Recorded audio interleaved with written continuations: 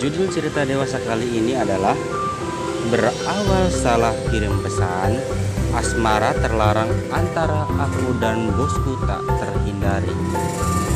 Oke, lanjut kita mulai.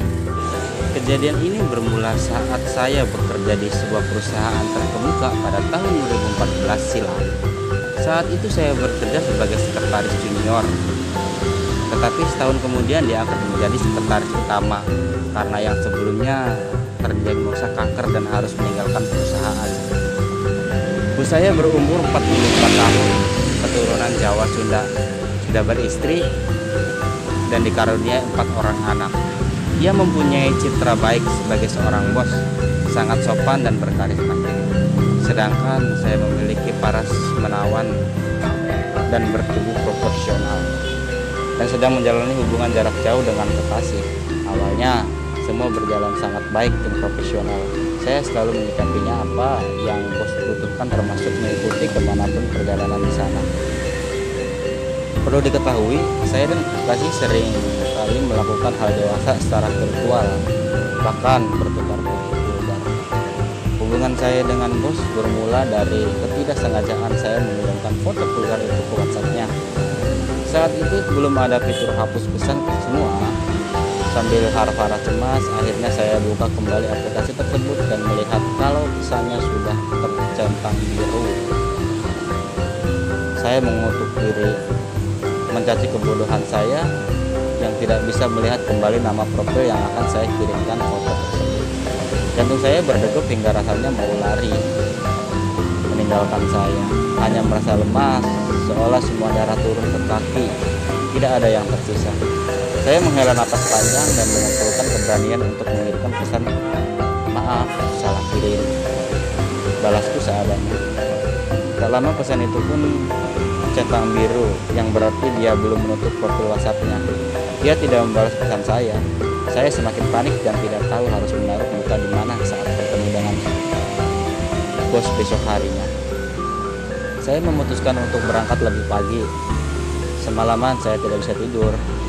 Cemas harus berkata apa saat bertemu dengannya. Terlebih belum lama saya diangkat menjadi sekretaris utama. Bagaimana kalau saya dikeluarkan karena perilaku saya yang kurang baik? Mau ditaruh di mana muka saya? Pikiranku berkecamuk. Sepertinya wajah saya hari ini tidak karuan.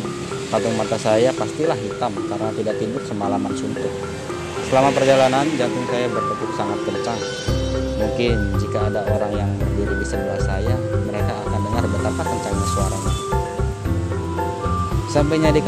Sampainya di parkiran kantor, keringat dingin mulai membasahi kening.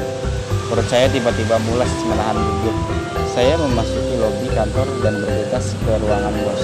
Tetapi sebelum itu, saya putuskan untuk pergi ke kamar mandi, melihat bagaimana kondisi wajah saya, dan terutama mengumpulkan segala niat, juga beranian untuk meminta maaf atas kebodohan saya.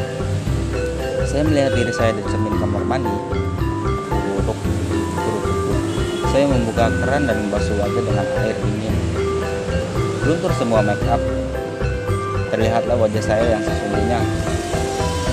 Kantong mata hitam, bibir pucat, kulit kering.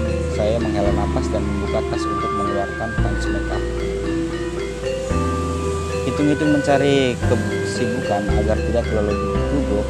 Di tengah memakai foundation, saya melihat jam. Masih ada waktu untuk mengumpulkan keberanian sebelum akhirnya dia datang. Gumamku. Selesai make up, saya kembali menatap pantulan diri saya di cermin. Sebenarnya saya tidak jelek kok, hanya saja malu karena salah kirim foto itu, kataku dalam hati. Setelah cukup berias, saya keluar dan duduk di meja dekat ruangannya.